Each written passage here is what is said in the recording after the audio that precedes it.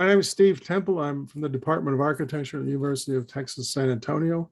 I teach beginning design in architecture, and I want to talk about threshold concepts that facilitate a transformative learning pedagogy.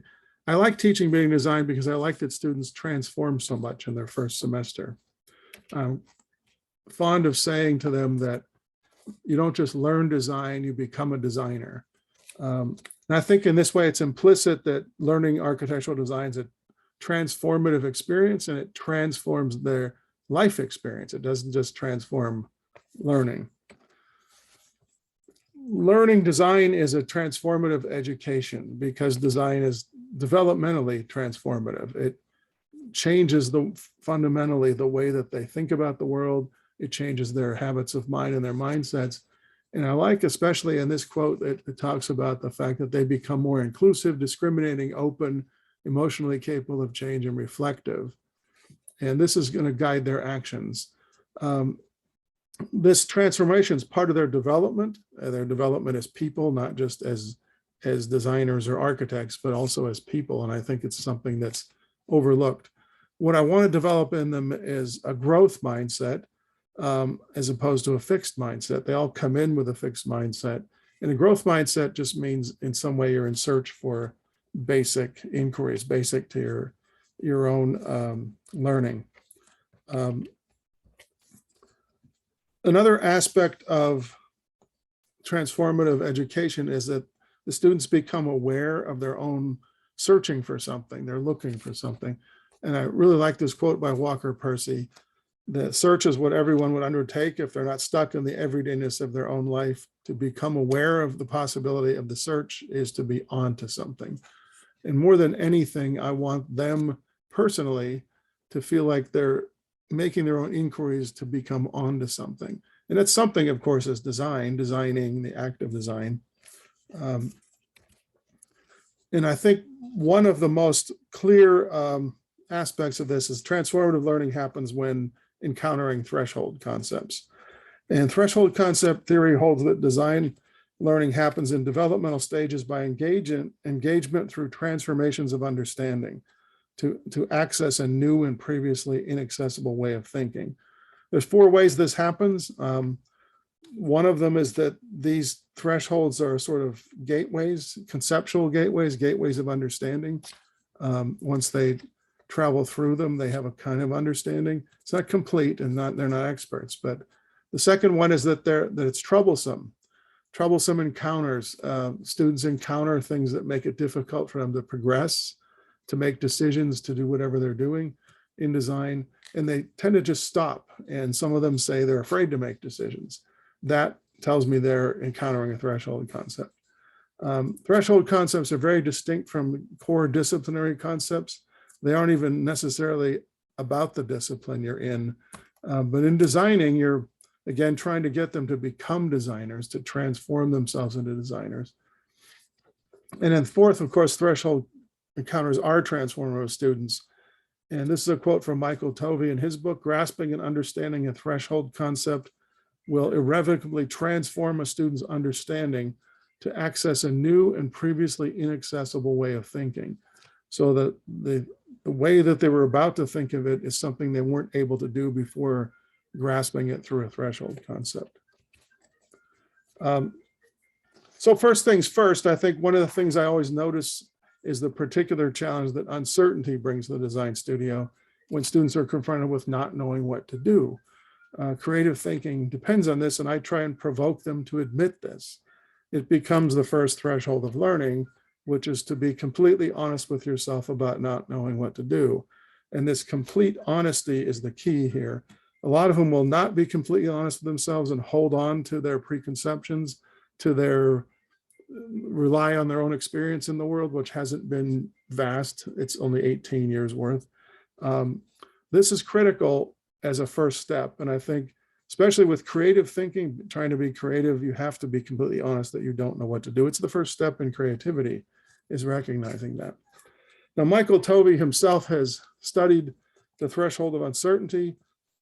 He, with Jane Osmond, wrote the Threshold of Uncertainty in Teaching Design. It's pertaining to industrial design, but I think it coordinates with all of design. He explains that the experience of uncertainty is normal to learning design and represents a threshold experience once students learn to tolerate uncertainty. Uncertainty happens when encountering the complexity of ill-defined design problems with misconceptions and fixed mindsets that lead to insecurities and anxieties that thwart creative thinking. Again, uncertainty and anxiety are normal to design education at the outset. They don't quite know what to do. Uncertainty is brought about by trying to balance parallel thought processes about defining and framing the problem on one hand, while developing ideas toward its solution on another. Uncertainty can also occur in the inability to blend differing modes of thinking. Crossing this threshold means being able to maintain uncertainty and ambiguity, while at the same time being able to consider multiple possible solutions. Those who pass through this threshold will show abilities for synthetic thinking and active design discourse with instructors, while those who do not will struggle and lack confidence.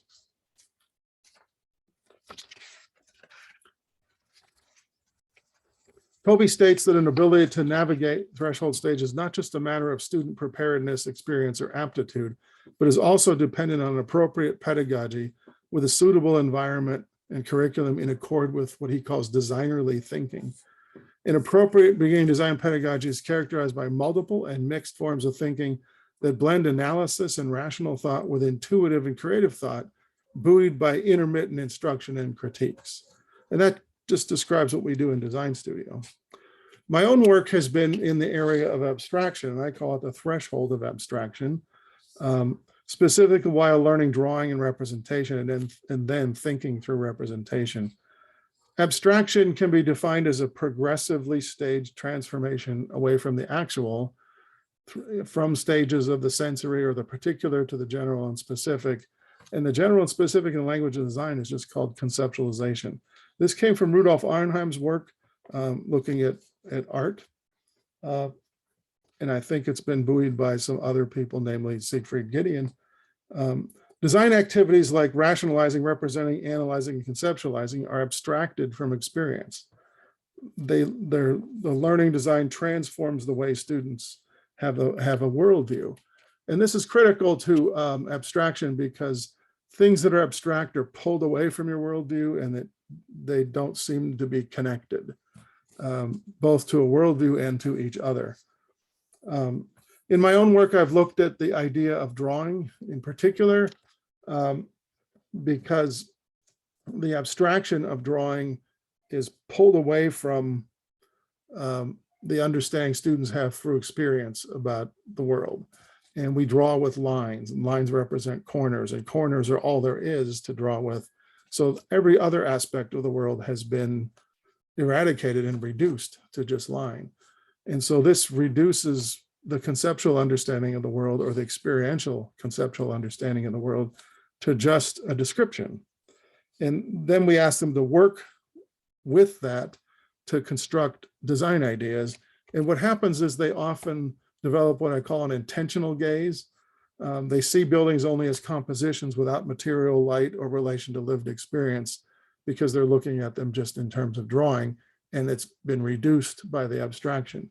Now, this can be very disconcerting for them until they really understand the underlying abstract mechanisms that construct this. And by that, I mean, to make a floor plan, you have to understand that there's a giant cutting plane horizontally in the world, and you're looking down at it.